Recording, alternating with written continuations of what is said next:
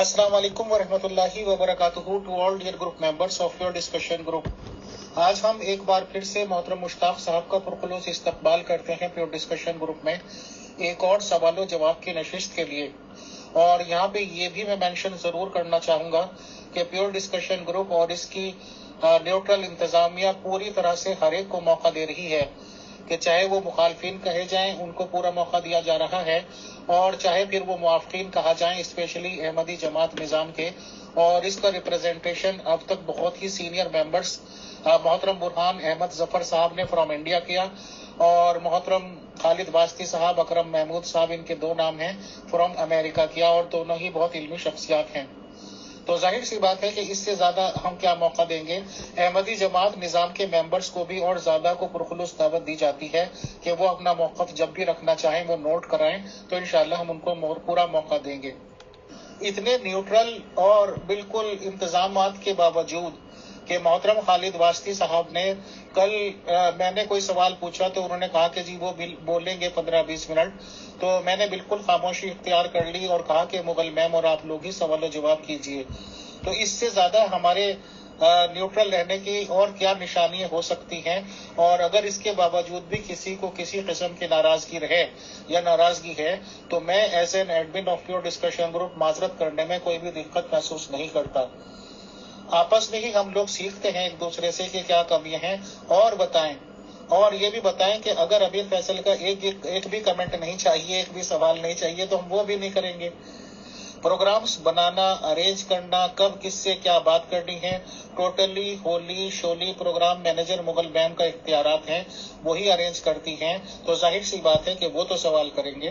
तो जिन लोगों को भी दिक्कत हो अमीर फैसल के सवालात से, वो सिर्फ एक मैसेज दे देंगे, तो हम कभी नहीं करेंगे, इसमें कोई मसला नहीं है।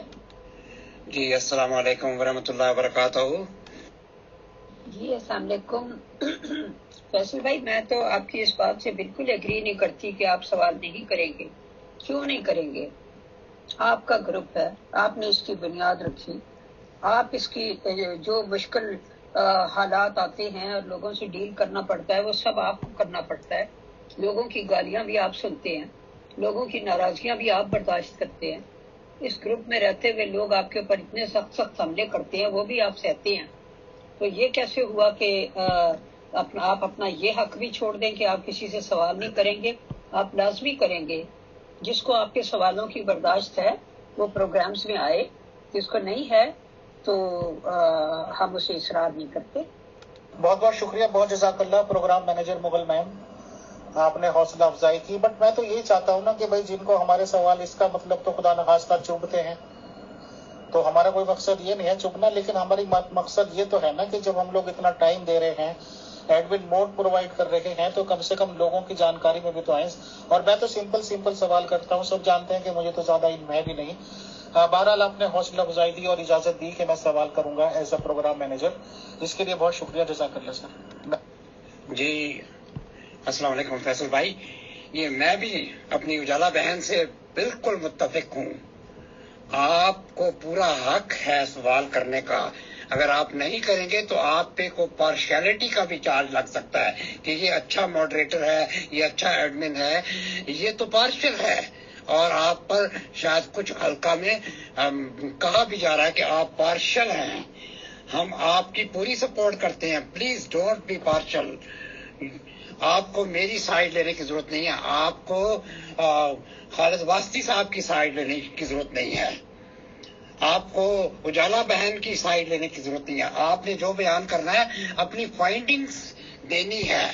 जो आप अखज़ करते हैं गुफ्तगू सुनने के बाद, वो फैसला आपका होता है कि जी हमने आपके मुतल्लिक ये देखा, आपने हमने ये खामी पाई, हमने खालिद वास्ती को ऐसे सुना, उसमें ये खामी पाई। तो ये तो आपने एक किस्म का अपना एक वर्डिक्ट देना है।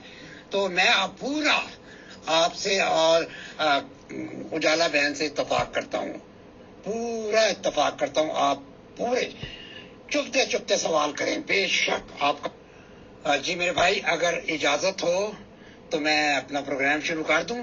जी मोहतरम मुश्ताक साहब, बहुत बहुत शुक्रिया, बहुत जज़ाकल्लाह सर। मैं तो सर जितने ज्यादा न्यूट्रल सवालात कर सकता हूँ अपनी नजर में, अपनी दानिश में, वही करता हूँ। बहरहाल आपने हौसला अफजाई की तो बहुत शुक्रिया सर, जज़ाकल्लाह।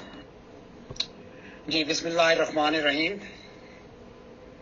میں آپ دونوں کا بہت مشکور ہوں کہ آپ نے پھر مجھے بلایا اور مجھے یہ یہاں آنے کی اجازت دی، اور کہ جو مجھ پر یہ چارج لگ گیا تھا ہمارے خالد واسطی صاحب نے یک طرفہ یعنی اپنی رائے سمجھ کے، یہ ان کا فیصلہ نہیں ہے، یہ رائے ہے ان کی، اور اس رائے کی کوئی بھی غالباً کوئی امپلیکیشن، کوئی اس پہ امپلیکیشن، لیگل امپلیکیشن نہیں ہوتی، یہ ان کا رائے ہے.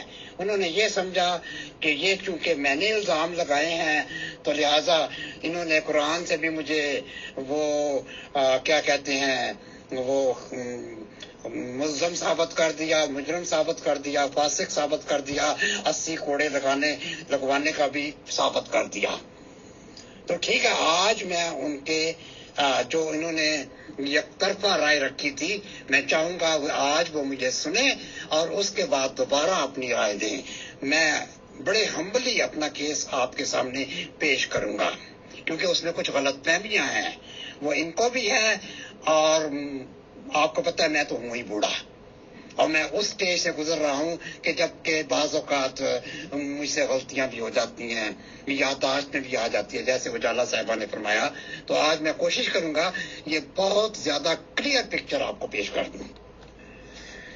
جی سب سے پہلے میں اپنے چھوٹے بھائی، میں ان کو چھوٹا بھائی کہوں گا، ظاہر عمر میں مجھ سے چھوٹے لگتے ہیں، میں 70 سال سے زیادہ ہو چکا ہوں، یعنی ابھی میں 71 میں نہیں پہنچا ہوں، ابھی 2-3 مہینے کے بعد پہنچ جاؤں گا انشاءاللہ. تو میں اس لیے بظاہر جب میں سامنے دیکھتا ہوں تو یہ میرے چھوٹے بھائی لگتے ہیں. میں آج ان سے بحیثیت ایک بڑے بھائی کے مخاطب ہوں. میں میرے چھوٹے بھائی آپ کا بہت مشکور ہوں کہ آپ نے مجھے کچھ نایاب وہ ڈاکومنٹس بھیج دیا الفضل سے، شاید اپنے طور پر مجھے نہ مل سکتے. میں نے تو وہ جو میرے پاس کتابیں تھیں یا جو حوالے تھے وہ ان سے میں نے پیش کیا، اور میں جانتا تھا کہ میں نے کیا کہا ہے. آپ نے سب سے پہلے ایک غلطی میری پکڑی، بظاہر وہ غلطی نہیں تھی، وہ یہ تھی کہ میں نے آپ سے یہ پوچھا تھا کہ وہ جو 10 جولائی 1937 میں جو حوالہ دیا گیا تھا میر محمد اسماعیل صاحب، ان کے ایک تقریر کا حوالہ تھا. میں آنیسٹلی کہتا ہوں مجھے نہیں معلوم تھا کہ انہوں نے کوئی اس بارے میں تقریر بھی کی تھی. آپ کی بہت مہربانی، میں نے یہ کاپیاں نکال کے اپنے ریکارڈ میں رکھ لی ہیں. وہاں تو صرف یہی تھا کہ میر محمد اسماعیل صاحب نے یہ لکھا کہ یہ جو خلیفہ جو بھی صاحب نے پیش کیا، مجھے دوبارہ دہرانے کی ضرورت نہیں ہے. تو میں تو یہ سمجھ رہا تھا کہ یہ 1937 میں یہ انہوں نے کوئی لیکچر دیا، کوئی تقریر کی، اور وہ تقریر اس وقت کی جب ان پر یعنی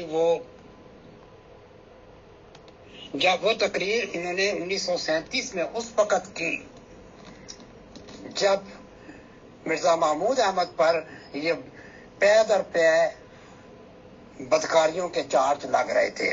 تو میں سمجھتا ہوں چونکہ میر محمد اسماعیل صاحب یہ ان کے ماموں تھے، ظاہر وہ خاندان سے تھے، تو انہوں نے تو اپنی بھانجے کی فیور کرنی تھی، اور انہوں نے ایک ایسا بیان دینا تھا جس میں اپنے بھانجے کو انتہائی پارسا پیش کرتے. تو پہلے تو میں اس کی ایک مثال دے دوں تو پھر آپ کو یہ بات خود بخود سمجھ آ گئی کہ انہوں نے ایسا یہ کیوں کیا. ایسا یہ کیس پہلی دفعہ نہیں ہوا، اس سے پہلے بھی ایک کیس ہوا. وہ کیس کیا تھا؟ گدی پہ بیٹھنے کے فوراً بعد ہی انہوں نے اپنے علماء سے ایک خط لکھوایا نہ خط نہیں لکھوایا، ایک مضمون لکھایا جس کو نشان رحمت کہا گیا، اور وہ لکھنے والے مولانا محمد اسماعیل حلال پوری صاحب تھے. یعنی اسی وقت رائٹ اوے ان کو مسلم معود ثابت کرنے کی ناکام کوشش کی، اور اسی سال 1914 میں دسمبر کے جلسہ میں ان کو مسلم معود ٹھہرایا گیا. یعنی جماعت کی نظر میں کہ یہی وہ مسلم معود ہیں، یہی اس کے مصداق ہیں. لیکن آپ کو معلوم ہے کہ اس وقت مسیح معود کے وہ اصحاب جو اس پیشگوئی مسلم معود سے فیملیئر تھے، جانتے تھے کہ مرزا صاحب کی اولاد میں سے کوئی بھی اس کا مصداق نہیں ہو سکتا، تو ظاہر ہے انہوں نے، جو پڑھے لکھے لوگ تھے، انہوں نے پروٹیسٹ کیا. جب پروٹیسٹ کیا تو یہ رسالہ جلا دیا گیا. یعنی انہوں نے اپنی طرف سے ایک رائے قائم کر دی، کیا کہتے ہیں، جماعت میں، کہ یہ ہمارے مسلم معود خلیفہ تو بن گئے، مسلم معود بھی یہی ہیں. لیکن افسوس یہ جانتے تھے، یہ حلفیہ بیان دے کے کبھی بھی نہیں کہہ سکتے تھے کہ یہ الہام میرے متعلق ہے. انہوں نے اپنی طرف سے کوئی الہامن اپنے آپ کو نہیں کہا. یہ جانتے تھے کہ مسلم معود کا مصداق کوئی اور بھی ہو سکتا ہے. میں اس بحث میں نہیں جاتا. اسی لیے یہ سن 1944 تک یہ انتظار کرتے رہے کہ کوئی الہام ہو تو میں کروں. بہرحال الٹیمیٹلی 1944 میں انہوں نے یک طرفہ الہام اپنی خواب کی بنا پر یہ کر دیا، کیا کہتے دعویٰ. تو انہوں نے یہ مضمون لکھوایا جماعت سے، اور ان کے کردار کو بڑھ چڑھ کے پیش کیا کہ یہی وہ نیک ہیں، یہی وہ جو بھی یہ انہوں نے ہمارے بھائی خالد واسطی صاحب نے دیے ہیں، ان کی تعریف میں کلمات وہ سب لکھے گئے. اگر یہ صاحب چاہیں تو میں ان کو کاپی نشان رحمت کی بھی بھجوا سکتا ہوں. اچھا، یہ ایک مثال قائم ہو چکی تھی. اس کے بعد کیا ہوا؟ پھر 1927 میں ان پر پھر وہ مبالغ والوں کی طرف سے الزامات لگنے شروع ہو گئے. بہرحال جو بھی اس کا ہوا میں اس کو دہرانا نہیں چاہتا. ان کو مارا پیٹا جو بھی تھا، ان کے گھر جلائے، وہ وہاں سے بھاگ گئے، یعنی اور ان کے گھر کو آگ لگا دی. لیکن بات یہی نہیں ختم ہوئی. وہ امرتسر میں جا کے اسی مبالغ اخبار کو چھاپتے رہے، اور خلیفہ قادیان کے متعلق ان کے کردار کو آشکارا کرتے رہے. اچھا، اس دوران بٹوین 1927 to 1937 یعنی 10 سال میں ان پر اور بھی کئی چارج لگے. مجھے بتایا گیا، جیسے آپ نے فرمایا، کہ میر محمد اسماعیل صاحب انہوں نے تو اپنی بیٹی کو ان کے وقت میں دے دی تھی، حالانکہ ان پر الزامات تھے، اور جنہوں نے لگائے ان کے ساتھ کیا عشر ہوا. اب یہ چونکہ گھر والے تھے، اور مرزا محمود گدی پر بیٹھ کے ایک مطلق العنان خلیفہ بن بیٹھے تھے. وہ سمجھ رہے تھے کہ میں ہی اب سب کچھ ہوں، یہ قادیان کا سب کچھ میرا ہے. یہ اس میں ان کی کوئی رشتہ داری کا کوئی خیال نہیں کرتے تھے، ظلم کرتے تھے، مارتے تھے، کوٹتے تھے. بہرحال یہ ان کا معاملہ تھا، اور ان کی بات کا کوئی انکار بھی نہیں کرتا تھا. اسی لیے جب یہ خلیفہ بن گئے تو رائٹ اوے، اگرچہ ان کی پہلی شادی ہوئی تھی خلیفہ رشید الدین صاحب کی بیٹی محمودہ بیگم سے، لیکن 1914 کے 15 میں انہوں نے رائٹ اوے حکیم نور الدین کی بیٹی اس سے عقد کر لیا. اس کی کیا وجہ تھی میں اس کی ڈیٹیل میں نہیں جاتا. اس کے بعد اس پہ بھی مظالم ڈھائے، وہ سب کچھ میں نے پچھلی آڈیوز میں بیان کر دیے. اچھا، اس کے بعد یہ سمجھتے تھے کہ خلیفہ کا حکم ٹل نہیں سکتا. جو خلیفہ ہے وہ چونکہ خدا کا بنایا ہوا ہے، اس کو کوئی کویسچن نہیں کر سکتا. اور یہ سارے ان کے رشتہ دار بھی ڈرتے تھے، کیا وہ ماموں، کیا وہ بھائی، اور کیا وہ سارے، کیونکہ انہوں نے الٹیمیٹلی جب ان کے چھوٹے ماموں میر اسحاق صاحب نے یہ بھی مشہور کرنا شروع کر دیا کہ یہ خلیفہ بدکار ہے، اس نے مسلم موعود ہونے کا بھی دعویٰ کر دیا۔ یہ ہوا 1944 کے بعد، جب یہ ربوہ میں آ گئے تھے، یعنی 47 میں، تو انہوں نے ان کو بھی وہاں قتل کروا دیا۔ اس سے پہلے آپ نے دیکھا کہ جب ان کی بیوی نے یہ خطوط لکھنے شروع کر دیے دیوان سنگھ مختون کو، اور خلیفہ صاحب کو پتہ لگ گیا اب تو یہ میری بیوی بھی میرے بدکاریوں کو آشکارا کر رہی ہے، تو انہوں نے بھی اس کو مروا دیا۔ یہ تھا۔ اچھا، اس کے بعد یہ کیا ہوا کہ میں نے آپ کو پہلے بھی کہا تھا کہ یہ جو میں نے مصری صاحب کے خط پیش کیے تھے یہ 1937 میں لکھے گئے، کیونکہ جب مصری صاحب کو پتہ لگ گیا کہ یہ تو میری اولاد بھی ان سے محفوظ نہیں ہے، تو کتنے ادب سے انہوں نے ان کو خط لکھے۔ اچھا، اسی دوران غالباً وہی طریقہ اپنایا گیا جماعت میں، اگرچہ مجھے نہیں پتا کہ جماعت میں کتنے لوگوں کو پتا تھا ان کے سکینڈل، لیکن پھر بھی انہوں نے کیا کہتے ہیں امیر محمد اسماعیل سے یہ تقریر کروائی، اور ان میں مرزا محمود کے کردار کو بہت اچھا پیش پارسا، اور دنیا کے ہر جو ہے نا نیکیاں ان کے نام لگا دی۔ تو انہوں نے اس تقریر میں جو پوائنٹ نمبر کتنا تھا، 12 جو بھی تھا مجھے سامنے نظر نہیں آ رہا، کہ خلیفہ پر بڑا الزام ہے کہ یہ خلیفہ عیاش ہے۔ یہ الزام 1937 سے پہلے تھا، تو اس کے بارے میں وہ چونکہ ڈاکٹر تھے تو ڈاکٹر نے اس الزام لگنے کے بعد اسی میں یہ کہہ دیا کہ میں چونکہ ڈاکٹر ہوں، میں جانتا ہوں کہ جو اتنا عیاش ہوتا ہے، بدکار ہوتا ہے، وہ ریک ہو جاتا ہے، زیادہ عرصہ نہیں زندہ رہ سکتا یا ریک ہو جاتا ہے۔ یہ ان کا ویو تھا، لیکن وہ تو ماشاءاللہ ٹھیک ٹھاک تھے، صحت مند تھے 37 میں، اور اس کے بعد بھی ان کی عیاشیاں بدستور جاری رہیں۔ اس کے بعد بھی کتنے ہی لوگوں کی طرف سے ان پہ الزام لگتے گئے۔ اچھا، اس کے بعد میں نے آپ کو کہا تھا کہ جب انہوں نے مصری صاحب نے یہ 3 خطوط لکھ کے ان کی اصلاح کی کوشش کی یا ان کو تنبیہ کی، تو انہوں نے پھر اپنا ریئیکشن شو کیا، ان کے مخالف ہو گئے، ان کے دشمن ہو گئے، ان کو منافق کہا، ان پہ قاتلانہ حملے بھی ہوئے اور سب، تو وہ بیچارے وہاں سے جو بھی تھے چلے گئے۔ میں آج آپ کو وہ کارروائی کی تھوڑی بہت رپورٹ بھی سناؤں گا۔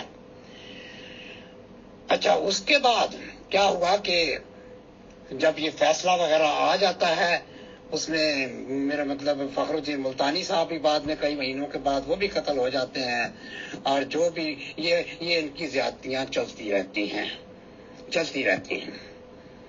انٹل 1944 میں انہوں نے مسلم موعود کا دعویٰ کر دیا۔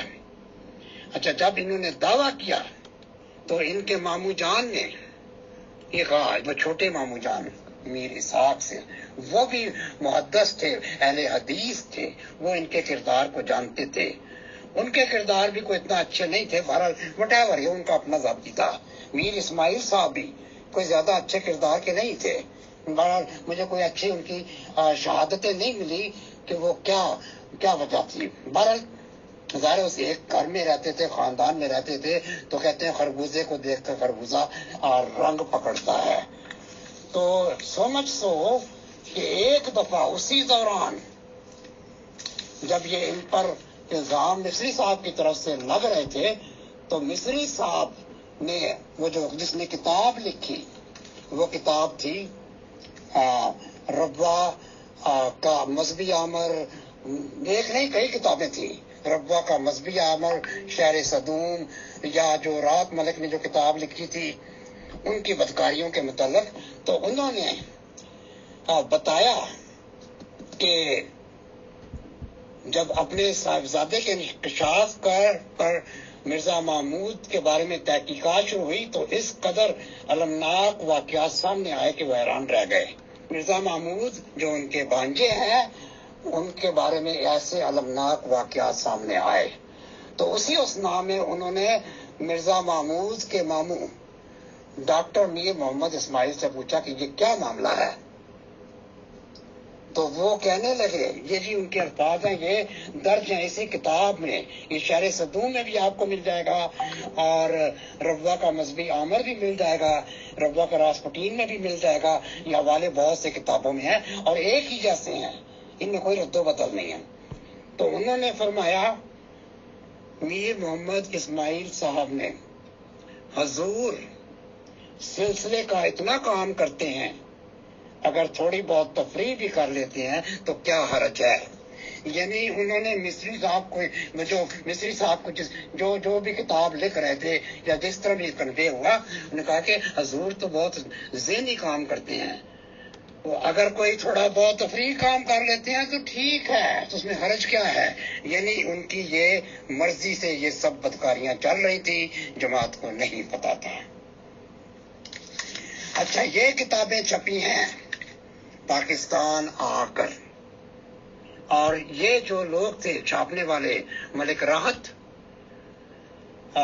عزیز الرحمان، غلام رسول نمبر 35، انہوں نے بعد میں چھاپی ہیں، اور یہ جو میں نے حوالہ دیا تھا اس کے بعد انہوں نے یہ کوٹ کیا، جب ان کو چاقو لگ گیا اور یہ فالج کا شکار ہو گئے، اس وقت یہ بات ہوئی 1955-56 کی، تو اس وقت انہوں نے لکھا کہ خلیفہ قادیان نہیں، انہوں نے لکھا کہ خلیفہ روا، کیونکہ وہ تو روا میں آ چکے تھے، اور وہ تحریر میں نے، انہوں نے وہ پچھلی جو میر محمد اسماعیل صاحب نے دی تھی کہ میر محمد اسماعیل صاحب نے فرمایا ہے کہ جو بدکاری کرتا ہے اس طرح سے اس کا جسم ریک ہو جاتا ہے، تو خدا نے میر محمد اسماعیل صاحب کے منہ سے نکلوایا، یہ اللہ تک کی طرف سے، مجھے نہیں پتا، لیکن جب وہ ان کی یہ بات ثابت ہو گئی،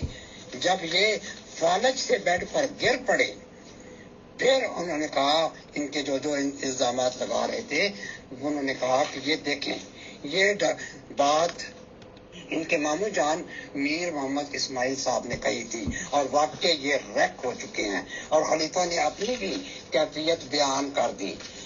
اگر کہیں تو میں وہ پڑھ کے سنا دوں، لیکن ضرورت نہیں ہے کہ ان کی کیا حالت تھی۔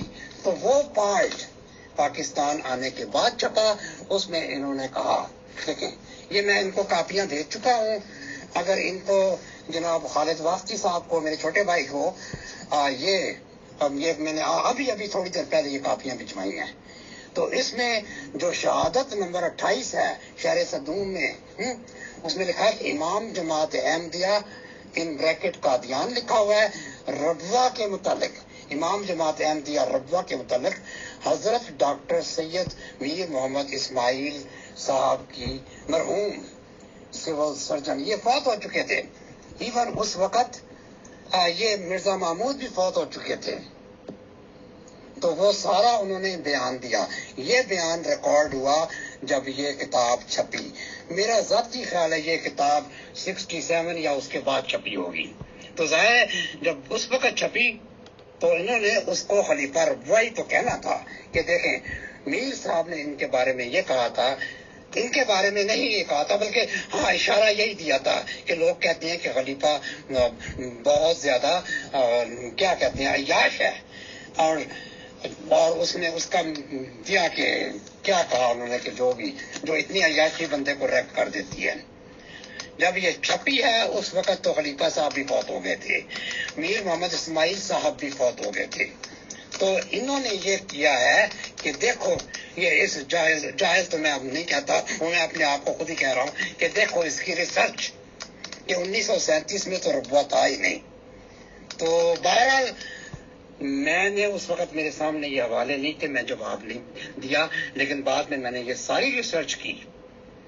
ایک تو انہوں نے جو مجھے سارے وہ دے دیے تھے الفضل کے، جو جتنے بھی ان کا جو تقریر تھی، بڑی مہربانی ان کی، میرے وہ ریکارڈ میں آ گئی ہیں۔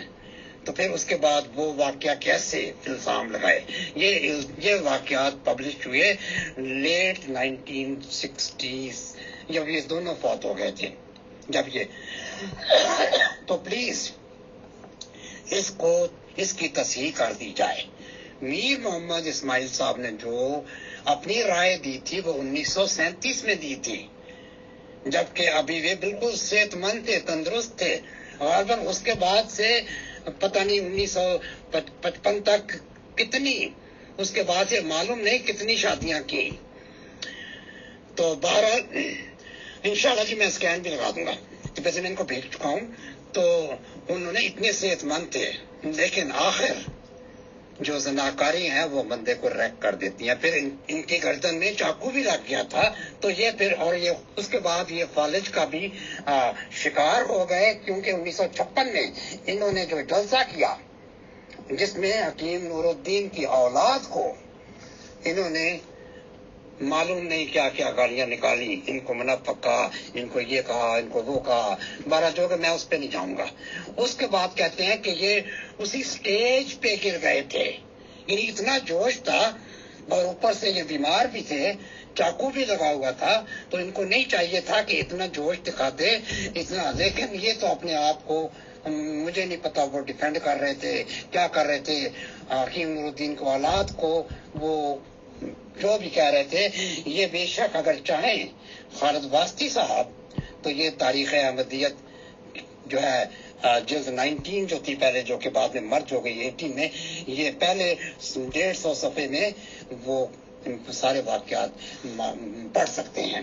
اب میں وہ تو کاپیاں لگانے سے رہا. اور جب وہ وہاں گر گئے تو ان کو سٹیج سے اٹھا کر لے جانے والے مرزا ناصر احمد صاحب اور ان کے بیٹے ڈاکٹر منور احمد صاحب وہ لے گئے. اس کے بعد یہ ان پر لمبا ہی اٹیک ہوا.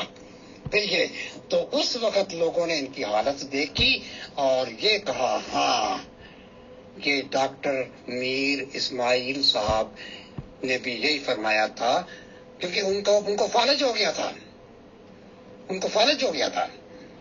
تو بہرحال انہوں نے یہ کہا فالج ہو گیا. ان کی اپنی حالت بھی یہ بتاتے تھے. آپ کو پتہ ہے جب خلیفہ بیمار ہوتا ہے تو روزانہ اس کی کیفیت بیان ہوتی ہے.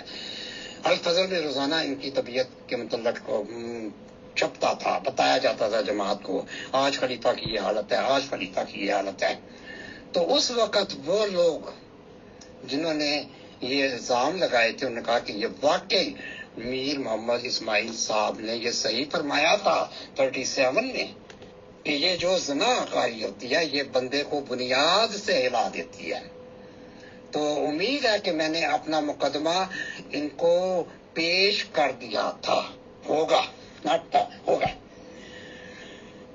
تو یہاں پر اب الزام میں پھر کہتا ہوں، میں الزام میں لگانے والا نہیں ہوں. یہ بے شمار کتابیں لکھی گئی. اچھا یہ تو صرف ایک الزام ہے اور اس پر بے شمار شہادتیں بھی آئیں. میرے پاس تقریباً اسی کتاب میں میرے سامنے شہادت نمبر 28 ہے، یہ میر محمد اسماعیل صاحب کی. تو ایک بندہ نہیں، ان کے گھر سے بھی شہادتیں آئیں، ان کے دوسرے دفتر میں جو بھی کام کرتے تھے ان کی شہادتیں آئیں. یہ کہتے ہیں جی وہ اراری جماعت کی یا الپیغامیوں کی یہ ان کی شرارت تھی، یہ سازش تھی. یہ بالکل غلط ہے. یہ الزام ہے دوسروں پر، ان پر الزام کی ان کے گھر سے لگے. انہوں نے بڑی بڑی موقت بعذاب قسمیں کھا کر یہ بتایا کہ خلیفہ ثانی اگر آپ 4 گواہ پیش مانگتے ہیں تو ہم آپ کو 7 بھی دے دیں گے اور اس میں حضور کی اپنی شہادت بھی دے دیں گے. یعنی ان کے پاس اتنا مواد تھا. تو بہرحال یہ تھے الزام. تو اس میں پہلے تو ان کو خاندان کو یہ پکڑے. یہ جو ہے نا آپ نے میں اس کو فتویٰ تو نہیں کہتا، آپ نے مجھ سے یعنی مجھے یہ کہا کہ مجھے یعنی آپ نے اسکیپ گوٹ بنانے کی کوشش کی کہ سارا الزام ایسے تھی پا دو، ایسے کنجر سے پا دو. نو سر نو، اب سوری میں اپنے آپ کو کہہ رہا ہوں میں اتنا بدبخت نہیں ہوں. میں نے اس جماعت میں بہت عرصہ گزارا ہے اور مجھے ان کے ساتھ بڑی عقیدت رہی ہے. تو میں تو یہ جرت بھی نہیں کر سکتا تھا. یقین جانے جب یہ باتیں مجھے پتہ لگی، اب میں آپ کو اپنی حالت نہیں پیش کر سکتا. مجھ پہ بڑے بڑے عجیب سے دورے پڑتے تھے کہ یار وہ جن کو ہم یہ کہتے ہیں کہ وہ مسلم معود، وہ خدا کے خدائے بنائے ہوئے خلیفے، اور میں یہ پڑھ رہا ہوں تو میری ذہنی کیفیت کا اندازہ خود لگا دیتے ہیں. لیکن رائٹ اوے پھر بھی میں نے فیصلہ نہیں کیا. جی رائٹ اوے پھر بھی میں نے فیصلہ نہیں کیا کہ یہ خلیفہ بدکار ہے یا رامکار ہے. لیکن میں نے پھر تحقیق کی انڈیپینڈنٹلی، ساری باتیں دیکھی، میاں منان عمر صاحب سے پوچھی، رشید جہانگیری صاحب سے میری بات چیت شروع ہو گئی، مولا رسول نمبر 35 صاحب سے انہوں نے بتائی. پھر میں نے انڈیپینڈنٹلی بھی یہ ایکسپلور کیا، میں نے ان کو بدکار پایا. اب انصاف کا تقاضا ہے کہ پلیز مجھے اسکیپ گوٹ نہ بنائے میرے بھائی، میرے چھوٹے بھائی، مجھے اسکیپ گوٹ نہ بنایا جائے. میں بھی ان کو معصوم ہی کہتا تھا، لیکن نہیں، جب میری تحقیق نے یہ بتا دیا تو پھر میں تو ان کو وہی کہوں گا جو پایا میں نے. اور میرے جیسے جو ان کے ویوز تھے وہ بے شمار تھے. نہ صرف میں تھا، بے شمار لوگ تھے جو یہ جانتے تھے کہ یہ خلیفہ صاحب جو یہ بدکار ہیں. جی اجالا اپنا سوال دیجیے. جی میرے محترم، یہ میں نے یہ سکین بھجوا دیے ہیں، آپ کو لگا بھی دیے ہیں. جی محترم مشتاق صاحب، سوال یہ ہے کہ ان کے مرزا محمود صاحب کے چونکہ بہت سے کارنامے گنوائے جاتے ہیں، اور ظاہر ہے 52 سال جس شخص نے حکومت کی ہو، خلافت کی ہو، ظاہر ہے اس دوران اس نے بہت سے کام کیے ہوں گے، انتظامی سطح پر بھی اور علمی سطح پر بھی. اور کہا جاتا ہے کہ ان کی تفسیر کبیر جو ہے وہ لاجواب ہے. اس کے علاوہ یہ کہ وہ بہت اچھے منتظم تھے، ہر فن مولا تھے، وغیرہ وغیرہ. یعنی اتنا کچھ ہے، اگر انسان سوانح فضل عمر پڑھے تو وہ حیران رہ جاتا ہے کہ اتنے کیلیبر کا، اتنے پائے کا ایک شخص جو تھا وہ دنیا میں پیدا ہوا، جو کہ پرانی پیشگوئیوں کے مطابق تھا، پرانے انبیاء کی پیشگوئیوں کے مطابق تھا. لیکن سوال ذہن میں پھر یہ آتا ہے کہ کیا جماعت احمدیہ سے باہر کوئی ان کو ایک بہت بڑے عالم اور مفکر کے طور پر جانتا ہے یا مانتا ہے، یا ان کی عظیم الشان تصانیف کہیں کسی لائبریریوں میں، ایسی لائبریریاں جو بڑے بڑے لوگوں کی جہاں کتابیں ہوتی ہیں، یہ نہیں کہ اپنی لائبریریاں، کیا وہاں محفوظ ہیں، کیا کہیں نصاب کے طور پہ پڑھائی جاتی ہیں؟ جی میری چھوٹی بہن، سب سے پہلے تو میں آپ کو یہ بتاؤں کہ جب انہوں نے اپنی گدی سنبھالی ہے، وہ لوگ جو حضرت مسیح موعود کے ساتھ عقیدت رکھتے تھے اور بڑے پڑھے لکھے لوگ تھے، ان میں سے کچھ مفاد پرست بھی تھے، اور انہوں نے مل جل کے جو تو ان سے علیحدہ ہو گئے کہ نہیں جی یہ ان کا کردار تو اچھا نہیں ہے، تو وہ تو لاہور جماعت کو چلے گئے یا اس جماعت کو چھوڑ کے چلے گئے. یعنی پڑھے لکھے زیادہ لوگ چلے گئے، ان کے پاس چند لوگ ایسے رہ گئے. وہ جو واقعی عالم تھے، ایڈمنسٹریٹر تھے، یہ سارے جو آپ بتا رہی ہیں کہ انہوں نے بڑے بڑے عظیم الشان کام دکھائے. جی وہ کام تو انہوں نے دکھانے تھے، کیونکہ اس گدی کو جو سنبھالنا تھا تو یہ کام دکھائے گئے. اچھا یہ کام ان کے اپنے ہی بندوں نے وہ کیا کہتے ہیں ان کا پول کھول دیا. میں نے پچھلے شاید کسی آڈیو میں بتایا تھا کہ انہوں نے جب یہ تفسیر کبیر لکھی جا رہی تھی اس وقت ایک ٹیم بنائی تھی، یعنی 4-5 علماء کی. یہ بتا دیں گے جس طرح انہوں نے مجھے یہ انفارمیشن بھیجی ہے، بڑی اعلیٰ ہے. مجھے جو ٹیم بتائی گئی تھی میاں منان عمر صاحب نے، ایک تو میرے غلام فرید صاحب تھے اس ٹیم میں، مرزا بشیر احمد ایم صاحب تھے، سید سرور شاہ صاحب تھے غالباً، اور کیا کہتے ہیں مولوی ابو المنیر نور الحق، ان کو مولوی پاوا بھی کہتے تھے. یہ دن رات لوگ کام کرتے تھے، یہ وہ تفسیر لکھ کے سارے کام کر کے. اچھا معلوم نہیں کہ یہ مولوی ابو المنیر پاوا صاحب کو کیا ہو گیا. انہوں نے ایک دن، معلوم نہیں مولوی ابو المنیر نور الحق صاحب عرف مولوی پاوا، انہوں نے پتہ نہیں کیا کہہ دیا جماعت میں، مسجد میں بیٹھے ہوئے، کہ دیکھیں کام تو ہم کرتے ہیں اور خلیفہ اپنا نام لگوا لیتا ہے. یہ بات مرزا محمود کے چند چاپلوس بندوں نے جا کے خلیفہ صاحب کو بتا دی کہ جی یہ پاوا صاحب یہ کہتے ہیں افسوس یہ نام مشہور تھا تو میں بھی وہی نام لوں گا کہ جی کام تے ایسی کرتے ہیں تے نام خلیفہ لگا دینا ہے اپنے. تو جناب علی حضور نے ان کو بلوایا. مولوی صاحب آپ کے بارے میں یہ بات سنی ہے کہ یہ آپ نے کہا ہے, اور مولوی صاحب کو کی شکایت انہی کے کولیگز میں بتائی تھی, تو مولوی صاحب کیسے انکار کر سکتے تھے. بہرحال سنا گیا کہ ان پر کچھ انہوں نے کچھ پابندیاں لگا دی, کچھ پنشمنٹ بھی کر دی, یا جو بھی کیا مجھے نہیں معلوم. تو بہرحال لوگوں کو پتہ لگ گیا کہ یہ جو کام ہے یہ ان کے علماء کرتے ہیں اور پبلش یہ اپنے نام کروا لیتے ہیں. ان کی آپ نے پوچھا ہے کہ ان کی تفسیر کتنی مقبول ہے. اس زمانے میں بھی یہ جب تفسیر لکھی جاتی تھی تو غالباً جامعہ ازہر سے یہ اپروو کروائی جاتی تھی. ان کی تفسیر کبیر، نہ ہی تفسیر کبیر نہ ہی تفسیر صغیر، یہ جامعہ ازہر سے اپرووڈ ہے. اور باہر کے علماء ان کو صرف اتنا ہی مانتے تھے کہ یہ جماعت احمدیہ قادیان کے سربراہ ہیں، خلیفہ ہیں. ان کی یہ تفسیر کہیں بھی نہیں پڑھائی جاتی، لوگوں کو معلوم ہی نہیں ہے سوائے ان کے اپنے. جامعہ میں یہ رکھی ہوئی ہے، یہ ان کو انہی سے، اور وہ بھی انکمپلیٹ ہے. وہ بھی اس لیے کہ وہ جو کام کر رہے تھے علماء، ان میں ایک ایک کر کے سارے فوت ہو گئے. اب باقی پیچھے جناب غلام فرید صاحب رہ گئے تھے. تو یہ باقی کام تفسیر صغیر اور تفسیر کبیر کا غلام فرید صاحب نے سنگل ہینڈڈلی کیا، کمپلیٹ کیا. اور جب یہ پبلش ہوا، پبلش خلیفۃ المسیح ثانی کے نام سے ہوا. آپ بتائیں جی. اور بعد میں مقبول بھی نہیں ہوا.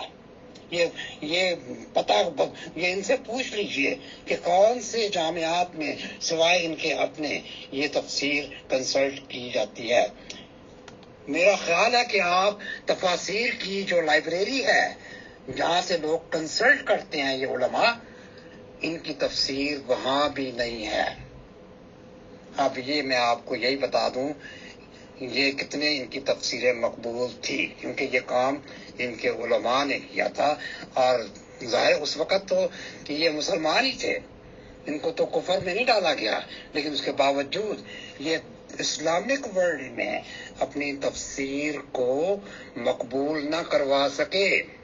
لیکن اپنوں میں یہی کہتے ہیں، وہ دیکھو مسلم موعود نے وہ کتنا عظیم الشان کام کیا، وہ تفسیر کبیر لکھی، وہ تفسیر صغیر لکھی، اور پتہ نہیں کیا کیا لکھا. ہاں جی. تو یہ ان کے دعوی جن میں کوئی حقیقت نہیں ہوتی. تو یہ تھے جی ان کے کام جو کہ باہر بھی مقبول نہیں ہوئے. باہر تو کیا، اس وقت تو دوسری جماعت لاہور جماعت تھی. لاہور جماعت میں مولانا محمد علی نے اپنی تفسیر بیان القرآن چھاپی، جو کہ حضرت مسیح موعود علیہ السلام کی ہدایت سے یہ کام کر رہے تھے. وہ آج بھی اسلامک ورلڈ میں یہ مقبول ہے. آپ بے شک معلوم کر لیجئے، بیان القرآن جب آپ ٹائپ کریں گی اس میں مولانا محمد علی صاحب کی تفسیر بھی آتی ہے، یعنی وہ ریکگنائزڈ ہے. اور لاہوری جماعت نے اپنی اور بھی کتابیں جو ہے نا وہ ریکگنائز کروائی ہوئی ہیں جامعہ ازہر قاہرہ سے. جی محترمہ اپنا سوال کیجئے، میں کچھ اور پھر وہ. جی محترم، میرا دوسرا سوال یہ ہے کہ جہاں تک میں نے آبزرو کیا ہے، کیونکہ بینگ اے جرنلسٹ میرے اندر بہت زیادہ کیوریوسٹی ہے، میں چیزوں کی ڈیپتھ میں جاتی ہوں، مختلف لوگوں سے اس کے بارے میں پوچھتی بھی ہوں، مطالعہ بھی کرتی ہوں، ریسرچ کرتی ہوں. تو جہاں تک میں نے آبزرو کیا ہے تو میں نے دیکھا ہے کہ جماعت احمدیہ میں کسی اور شخص کو پروجیکٹ کرنے کی، نمایاں کرنے کی، چاہے وہ کتنا بھی ٹیلنٹڈ ہو، عالم فاضل ہو، بہت بڑا رائٹر ہو، مفکر ہو، کچھ بھی ہو، حتیٰ کہ سائنسدان عبدالسلام بھی ہو یا کوئی بھی ہو، اس کو ایم ٹی اے کے ذریعے یا اخباروں کے ذریعے اپنے اس ٹیلنٹ کی قدر کرنے کی کا رجحان نہیں پایا جاتا باقی اگلی آڈیو میں، یعنی کبھی نہیں ہوتا۔ یعنی ڈاکٹر عبدالسلام کی زندگی میں میرا خیال ہے کہ شاید کبھی ہوا ہو تو مجھے پتہ نہیں ہے کہ ان کے ساتھ ایم ٹی اے پہ کوئی پروگرام ارینج کیا گیا ہو کہ بھئی اتنا نوبل انعام یافتہ بندہ آپ کے پاس ہے اور اپنے جو سائنس کے میدان کے نوجوان ہیں ان کا اس کے ساتھ، اس سائنسدان کے ساتھ ایم ٹی اے پہ پروگرامز کی ایک سیریز شروع کی جائیں تاکہ اور آئندہ آنے والے بچوں میں بھی یہ رجحان پیدا ہو، اور مطلب ہے کہ اس کے ساتھ سٹنگز ہوں۔ اس طرح اگر اور کوئی بڑا عالم ہے تو اس کے ساتھ، مطلب پروجیکشن سختی سے منع ہے، جس طرح سے صرف ایک ذات کو پروجیکٹ کیا جاتا ہے ہر اینگل سے، بس اسی کی جو جیسے خطبہ ہے تو اب اس میں کوئی بات لوگوں کی دلچسپی کی ہو یا نہ ہو، اس کو بار بار دکھایا جاتا ہے، دن میں 3 4 بار دکھایا جاتا ہے۔ اس کے علاوہ اگر کوئی بھی چیز ہو، چاہے بچوں کے ساتھ محفل ہو، تو مطلب ایک ہستی کو پروجیکٹ کیا جاتا ہے جیسے کہ باقی کوئی ٹیلنٹ ہے ہی نہیں۔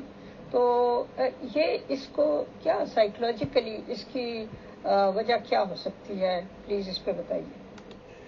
جی محترمہ، آپ ان بزرگوں کی بات کرتی ہیں جیسے ڈاکٹر عبدالسلام ہو گئے یا اور کوئی علماء ہو گئے کہ کیوں نہیں وہ پروجیکٹ ہوتے، وہ یہ کبھی برداشت نہیں کرتے تھے کہ ان کے مقابلے میں کوئی اور عالم ابھر کے آئے۔ حالانکہ آپ دیکھیں وہ تو ایک طرف رہ گئے۔ حضرت حکیم مولانا نور الدین کے جو خطبات تھے اور جو درس قرآن تھے اور جو انہوں نے کام کیے تھے قرآن پاک کی، اس کے لیے پبلیکیشن اس زمانے میں تو شاید پتہ نہیں ہوئی کہ نہیں ان کے دوران، یہ تو بیچارے رہے بھی 6 سال، لیکن یہ سارا کام اپنے زمانے میں یہ کر کے انہوں نے پبلیکیشن بھی کی تھی۔ ہاں، قرآن پاک پر بھی کام کیا تھا، اردو ٹرانسلیشن، اور دوسری ایک کام جو ان کی ذات سے نہ ہو سکا۔ اور یہ میں نے نوٹ کیا ہے کہ جماعت احمدیہ میں علامہ اقبال کے خلاف ایک خواہ مخواہ کا، ایک نفرت کا، ڈس لائکنگ کے جذبات پائے جاتے ہیں جب بھی ان کے بارے میں بات ہوتی ہے۔ حالانکہ دیکھیں اس شخص نے انٹرنیشنل سطح پر اپنا مفکر اور شاعر ہونا جو ہے اس کا وہ تسلیم کیا گیا انٹرنیشنل سطح پر۔ ہزاروں لاکھوں لوگوں نے اس کے اوپر ریسرچ کی، اس کے اوپر مقالے لکھے، اور ٹھیک ہے لوگوں نے اگینسٹ بھی لکھے، فیور میں بھی لکھے، اور ہر بڑی ہستی کے ساتھ یہ ہوتا ہے کہ لوگ اس کے چاہنے والے بھی ہوتے ہیں اور اس کے مخالف بھی ہوتے ہیں، اس سے کوئی فرق نہیں پڑتا، تو بہرحال لکھے۔ لیکن جماعت احمدیہ جب بھی اس کے بارے میں بات کرتی ہے تو ایک چھپا ہوا ایک گرج اور ایک نفرت اور ایک ڈس لائکنگ سی اس شخص کے ساتھ رکھتی ہے، محض اس وجہ سے کہ اس نے جماعت چھوڑ دی۔ ظاہر ہے کوئی بھی بندہ جو ہے جو ایک آزاد تھنکنگ رکھتا ہے اور کھلے پروں کے ساتھ پرواز کرنا چاہتا ہے علمی دنیا میں، ادبی دنیا میں، اپنے تفکرات اور سوچوں کی دنیا میں، اگر قدم قدم پر اس کے پروں کو جکڑا جائے اور اسے کہا جائے کہ وہ یہ لکھ سکتا ہے اور یہ نہیں لکھ سکتا، اب اس نے یہ لکھا ہے تو اس کی کتاب کو جماعت چھپنے نہیں دے گی، اور اب یہ ہوگا اور اب وہ ہوگا، تو کون شخص ہے جس کو خدا نے ایک آزاد سوچ اور فکر دی ہو اور اس کو صلاحیتیں دی ہوں، تو وہ کسی ایک چھوٹے سے پنجرے میں بند ہو کے اپنی زندگی گزارنا چاہے؟ اور میرا مطلب ہے کہ اس کی وجہ سے، ورنہ علامہ اقبال نے ان کا کیا بگاڑا ہے؟ وہ تو ایک پروڈکٹیو شخص تھا، اس نے شاعری میں بھی کمال پیدا کیا، دانشوری میں کمال پیدا کیا، اس کے مقالات پڑھے جاتے ہیں، اس کے جو ایز اے مفکر جو اس نے کام کیا، ہم تو اس کی گرد کو بھی نہیں پہنچ سکتے، لیکن یہ لوگ نفرت کرتے ہیں. یہ میری سمجھ میں نہیں آتی یہ باتیں کہ یہ کون سی سائیکالوجی ہے ان کی. وہ کام تبغیب مسند احمد بن حنبل تھی. اس کے شروع کرنے سے ہی پہلے وہ فوت ہو گئے اور یہ وصیت فرما گئے کہ یہ کام میری بڑی خواہش تھی کہ میں کروں، لیکن مجھے میری زندگی نے اجازت نہیں دی، تو یہ کام اپنی میری اولاد میں سے کوئی کرے گا.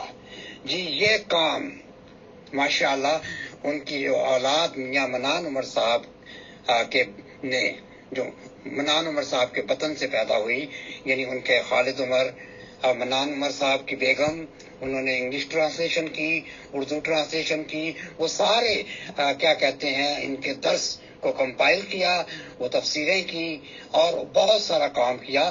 اور وفات سے پہلے میاں منان عمر صاحب وہ تبویب مسند احمد بن حنبل بھی کمپلیٹ کر گئے اور ان کی زندگی میں ہی کچھ 3-4 جلدیں باہر آ بھی گئی تھی. ابھی یہ سارا نہیں ہو سکا، یہ بہت ایکسپینسو کام ہے. جی محترم، میں نے اوپر بھی ایک سوال کیا ہوا ہے، میرا خیال ہے اس کا آپ نے جواب نہیں دیا، لیکن یہ میں نے ایک اور اسٹیٹمنٹ دی ہے، اس کو بھی پلیز آپ دیکھ لیجئے اور اس پہ بھی کوئی کمنٹ کر دیجئے گا کہ ایک اچھے لیڈر کی نشانی یہ ہوتی ہے کہ وہ اپنی زندگی میں ہی اپنے معیار کے بے شمار لیڈر پیدا کر جاتا ہے تاکہ اس کی جماعت میں کبھی بھی قحط الرجال نہ ہو، اور خود غرض لیڈر جو ہوتا ہے وہ کسی اور کو آگے نہیں آنے دیتا، اور اس کے مرنے کے بعد اس کی جماعت جو ہے وہ ایک عجیب ایک بے چینی اور اس کا شکار ہو جاتی ہے، اور پھر اسی کے فیملی میں سے یا جس کسی کو ان لوگوں نے پہلے سے طے کیا ہوتا ہے اس کو لا کے وہ پھر سامنے پیش کر دیتے ہیں، جس کی وجہ سے آہستہ آہستہ معیار جو ہے وہ گرتے گرتے گرتے گرتے اس طرح کے لوگ سامنے آ جاتے ہیں کہ جن کے اندر بالکل قطعاً صلاحیت سے عاری ہوتے ہیں، اور دوسرے لوگ جو بیچارے صلاحیتوں کے ساتھ ہوتے ہیں وہ بھی اس کے آگے سر نہیں اٹھا سکتے. تو یہ جو زوال کی ابتدا ہوتی ہے یہ وہاں سے ہوتی ہے جب آپ صلاحیتوں کی پرورش میں ان کو آگے آنے دینے میں حد سے زیادہ کنجوسی اور بخیلی اور خود غرضی کا مظاہرہ کرتے ہیں. یہ کبھی بھی کسی بھی جماعت کے لیے اس کا انجام اچھا نہیں ہوا. جی میں بھی آپ کے ان خیالات سے متفق ہوں، اور لاہور جماعت بھی آج یہ علامہ اقبال کا چہرہ، جو علامہ اقبال بہت عرصہ تک یہ لاہور جماعت کے ساتھ منسلک ہوئے. میں آپ کو بتاتا ہوں کہ پرابلم کیا ہوا تھا.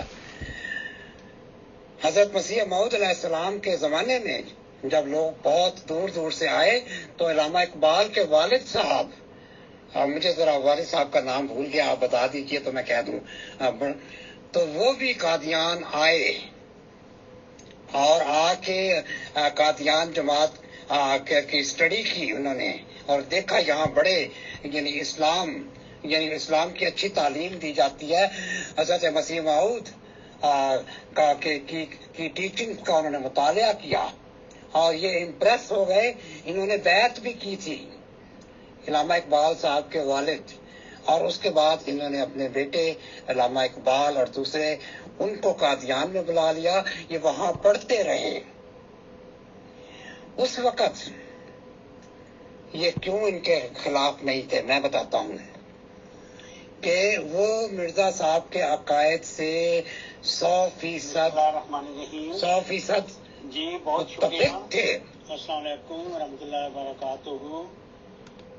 جی محترمہ، شکریہ آپ نے مجھے بتایا کہ علامہ اقبال صاحب مرحوم کے والد صاحب کا نام عطا محمد تھا. تو یہ تو مرزا غلام احمد قادیانی کی بیعت میں تھے اور ان کے تمام عقائد سے اتفاق رکھتے تھے، اور بلکہ ان کے اور زیادہ تعلقات مولانا محمد علی صاحب لاہوری اور حکیم نور الدین اور دوسرے لاہور کے بڑے جو لیڈر تھے جیسے خواجہ کمال الدین، ڈاکٹر مرزا یعقوب بیگ صاحب، ان سے بڑے قریبی تعلق تھے.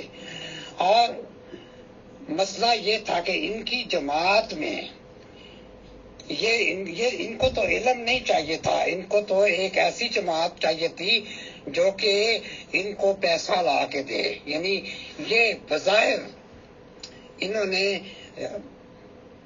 دین سے پیسہ نہیں بنایا، بلکہ اپنی گدی کو اس طرح پیش کیا کہ جیسے اس جہان میں یہی بیچے گئے ہیں، یہی بیچے گئے ہیں. تو بہرحال علم کی یہ قدر نہیں کرتے تھے. دیکھیں یہ جب یعنی بسم اللہ الرحمن الرحیم. جی بہت شکریہ. ان کو یہ کہیں وہم ہو گیا تھا کہ ہو سکتا ہے کہ میرے مرنے کے بعد یہ اگر کوئی الیکشن ہوا تو جماعت میاں منان عمر کو خلیفہ بنا لے گی. تو بہرحال اس لیے انہوں نے ان کو جماعت سے نکال دیا. پھر میاں منان عمر اچھے خاصے پڑھے لکھے ایڈیٹر انسائکلوپیڈیا تھے، اور ہارورڈ یونیورسٹی بھی جا کر وہ دے کے آئے تھے، کیا سیمینار بھی دے کے آتے. تو یہ علامہ اقبال کے والد صاحب کی عقیدت مرزا صاحب کے ساتھ بہت زیادہ تھی. اسی طرح علامہ اقبال کی بھی عقیدت بہت زیادہ تھی. جی محترم، کسی کا ڈاکٹر بن جانا، انجینئر بن جانا، وہ تو پروفیشنز ہے نا. پروفیشنز الگ ہیں، روزی کمانے کے لیے کوئی کچھ بنتا ہے، کوئی کچھ بن جاتا ہے. علم ایک بالکل ڈفرینٹ چیز ہے جو انسانی شخصیت کی تراش خراش کرتی ہے، جو اس کو نیک و بد کے بارے میں بتاتی ہے، جو اس کو یہ بتاتی ہے کہ خدا تعالیٰ کے ساتھ تعلق کس طرح رکھا جاتا ہے، بنی نوع انسان کے ساتھ ہمدردی کس طرح کی جاتی ہے. یعنی جو اس کو ایک اس کے اخلاقی اور روحانی وجود کی تراش خراش کرتا ہے، علم وہ چیز ہوتی ہے. باقی تو یہ پروفیشن ہے. اگر مطلب کوئی سائنسدان بن جاتا ہے تو یہ چلو سائنسدان تو پھر بھی ایک تحقیقی شخص ہوتا ہے، لیکن باقی ڈاکٹر بن گیا، کوئی انجینئر بن گیا، کوئی میکینک بن گیا، اور کوئی بینکر بن گیا، یہ پروفیشنز ہیں، ان کا علم سے کیا تعلق. اور اس کشمیر کمیٹی نے کچھ عرصہ کام بھی کیا، لیکن وہ کہتے ہیں کہ ان کے اختلاف کیوں ہو گئے. یہ کشمیر کمیٹی کے بعد ان کا اختلاف ہوئے، کیونکہ ان کو ایک دفعہ معلوم ہوا کہ جو خلیفہ صاحب قادیان کے جو یہ منٹس ڈسکس ہوتے تھے، یہ ان کیمرہ ہوتے تھے، اور یہ ہدایت تھی کہ یہ منٹس باہر نہیں جائیں گے، کسی کو نہیں بتائے جائیں گے. لیکن یہ جا کے وائس رائے کو ایک دفعہ بتائے، وہاں فائل میں ڈال دیے. تو ایک رات کچھ لوگ آئے ان کے گھر رات کو، اس دفتر میں کام کرنے والے کلرک علامہ اقبال کے گھر آئے رات کو، آدھی رات تھی. انہوں نے گیٹ پر جو ان کے پہرے دار تھے ان سے کہا کہ ہم نے علامہ اقبال سے ملنا ہے، بڑا ضروری کام ہے. تو انہوں نے کہا جی علامہ صاحب سو رہے ہیں. تو کہتے ہیں بہت ضروری کام ہے. کہتے نہیں جی وہ مڈ نائٹ ہے، ہم آپ کو ملنے نہیں دیں گے. یہ انہوں نے کیا ان کو پتا تھا کہ علامہ اقبال کا بیڈ روم کہاں ہے؟ یہ گھر سے پیچھے جا کے ان کے بیڈ روم کے پاس اونچا اونچا باتیں کرنے لگ پڑے. تو علامہ اقبال نے دیکھا کہ باہر سے کچھ شور آ رہا ہے، تو انہوں نے کھڑکی سے جھانک پڑے، کھڑکی سے جھانک کے دیکھا اور پوچھا کیا بات ہے. تو انہوں نے کہا کہ علامہ صاحب ہم وہاں سے کچھ لے کے آئے ہیں دلی سے، ہم نے صبح واپس بھی جانا ہے، ابھی واپس، کیونکہ کل دفتر میں یہ فائل رکھنی ہے. جی ان کو پھر رات کو اجازت مل گئی آنے کی. انہوں نے کہا جی علامہ صاحب یہ تھوڑے منٹس وائس رائے آفس میں پہنچ گئے ہیں. یعنی انہوں نے وہ جاسوسی کر کے منٹس پہنچا دیے تھے. علامہ اقبال کو بڑا دھچکا لگا. صبح آئے علامہ اقبال بڑے گرم تھے کہ جبکہ معاہدہ ہوا تھا کہ ہم کشمیر کمیٹی کی جو ہے نا اس کے منٹس باہر نہیں بھیجیں گے. تو یہ اس سے ان کی دوریاں ہو گئی. انہوں نے ریزائن کر دیا اور ان کو بھی فورس کیا آپ ریزائن کیجئے. تو یہ ریزائن ہو گیا تھا. تو بس یہ دوسرے مسلمانوں میں صرف مرزا محمود یا خلیفہ بطور ہیڈ آف کمیونٹی یا پھر کشمیر کمیٹی کے صدر جانے جاتے تھے. تو پھر اس کے بعد انہوں نے جو عقائد پیش کیے جس میں نبوت، اجرائے نبوت وغیرہ، اس سے علامہ اقبال اتفاق نہیں تھے. تو اس پر پھر انہوں نے وہی عقائد جو اپنائے تھے، ان کے عقائد تو وہی تھے، لیکن پھر انہوں نے پھر ان کے خلاف یہ کتابیں بھی لکھی اور مرزا صاحب کو یہ کہا یہ جھوٹے نبی وٹ ایور جو بھی ہے، ایسے ان کا اختلاف ہوا۔ جی میں یہ عرض کروں کہ جب تک تو نور الدین صاحب زندہ تھے، یہ ان کے تمام درس و تدریس میں یہ باقاعدہ ان میں جایا کرتے تھے۔ میں یہ نہیں کہتا کہ ان کے پاس کوئی علم نہیں تھا قرآن مجید کا، یہ قرآن مجید کا علم انہوں نے حکیم نور الدین سے لیا یا مولوی عبد الکریم سے لیا یا اپنے والد سے بھی لیا، جو بھی تھا، لیکن خلافت ملنے کے بعد ان کے لیے اس کی کچھ بھی قدر نہ تھی، بلکہ وہ تو ان کے پھر خلاف بیان دینے لگ پڑے۔ یعنی نور الدین کی یہ علم سے حسد کرتے تھے، ان کی اولاد سے حسد کرتے تھے، ان میں یہ باتیں بہت زیادہ تھی۔ حسد یہ تو کہتے تھے جب انہوں نے گدی پہ بیٹھ گئے اور انہوں نے اپنی طاقت کا مظاہرہ کیا تو انہوں نے کہا کہ ہمارے پاس اس وقت حکومت نہیں ہے، لیکن جب حکومت آ جائے گی تو میں ایک دن میں پورے دنیا کی اصلاح کر کے دکھا دوں گا۔ جی محترم، بہت شکریہ تفصیل سے بتانے کا۔ اب آپ آگے چلیں، آپ نے کیا بیان کرنا ہے۔ میں یہاں صرف اتنی سی بات ایڈ کرنا چاہوں گی کہ علم خواہ کتنا بھی ہو، علم عمل کو آواز دیتا ہے۔ اگر تو عمل اس کے ساتھ چل پڑے تو علم رکتا ہے، ورنہ علم جو ہے وہ اکیلا ہی وہاں سے رخصت ہو جاتا ہے، وہ پرواز کر جاتا ہے۔ تو جب تک علم کے ساتھ عمل نہ ہو، بڑی مجھے یہ پیاری بات لگتی ہے، مختصر سی ہے کہ علم عمل کو آواز دیتا ہے، عمل اس کی ہمراہی کرے تو ٹھیک ہے، ورنہ علم وہاں سے پرواز کر جاتا ہے۔ کہ جماعت کے پاس ایک صوبہ تو ہو، اور ان کا اشارہ بلوچستان کی طرف تھا، لیکن جب یہاں آئے ہیں تو آپ نے دیکھا ہے کہ یہ تو عیاش تھے، ان کو کیا غرض کہ دینی کام کیا ہوتے ہیں، علماء ان کے دینی کام کر رہے تھے۔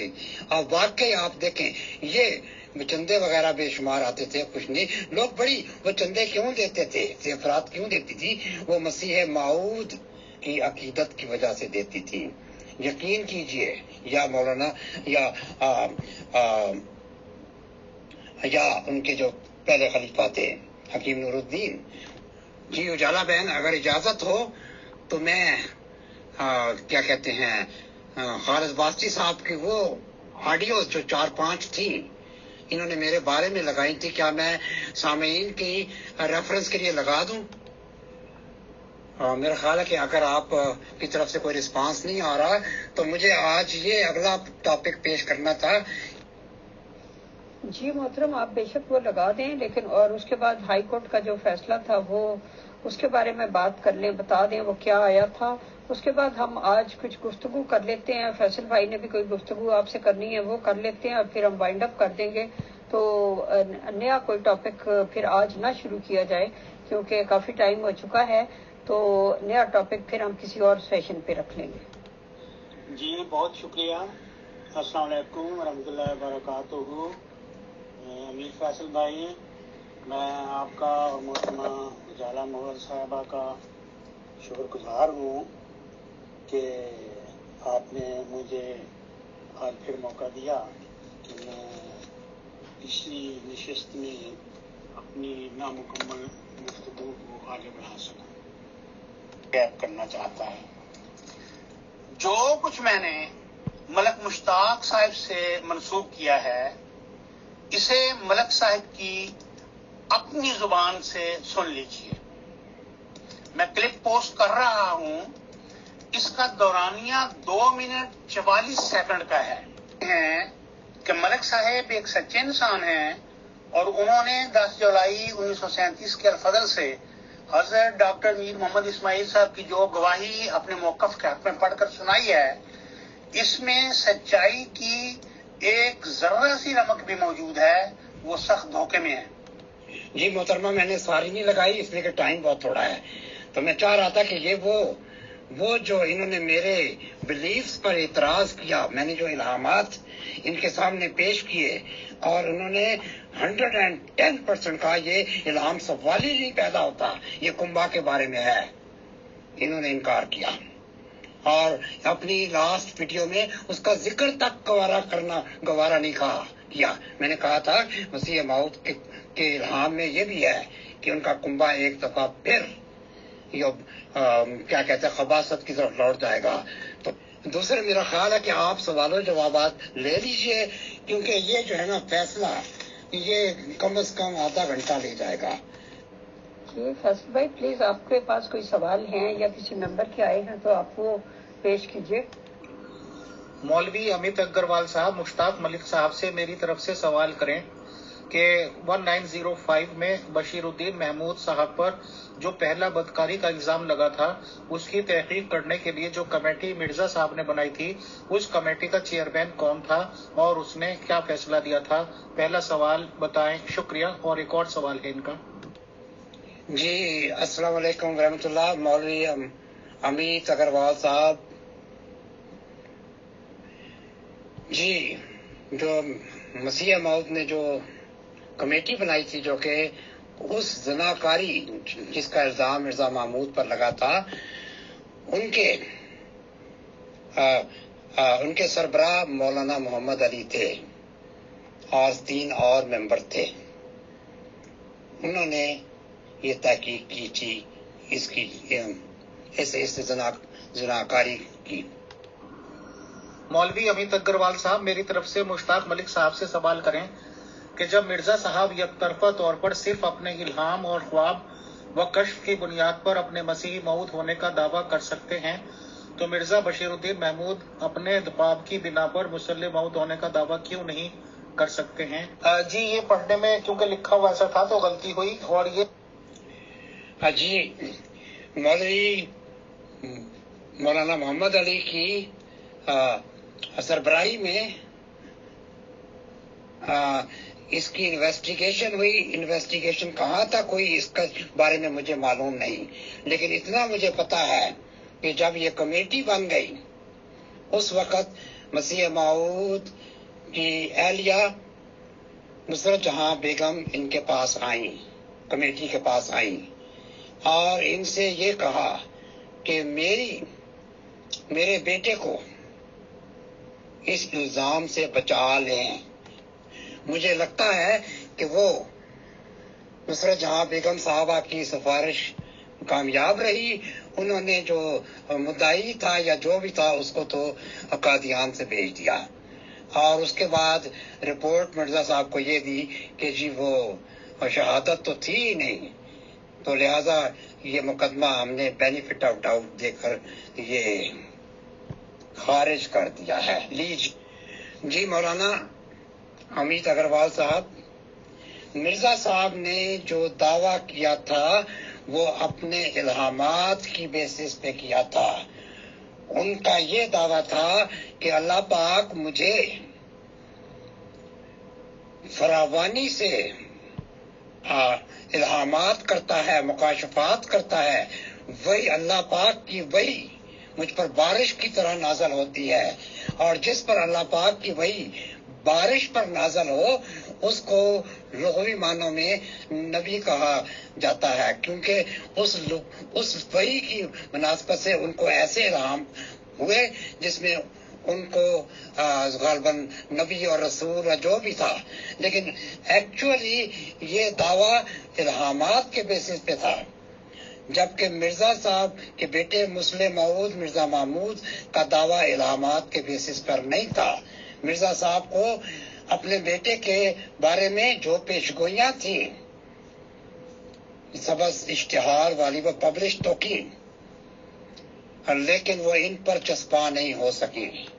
خالد واسطی صاحب سے کہ اب مجھے یاد نہیں ہے، میں دوبارہ کر دوں گا نیکسٹ ٹائم، کہ مسلم موعود کے بارے میں بھی میرا ایک ان کی پیشگوئی کے بارے میں بھی سوال تھا، لیکن میرے ذہن میں پورا سوال نہیں ہے، میں نیکسٹ ٹائم آپ سے ہی پوچھ لوں گا۔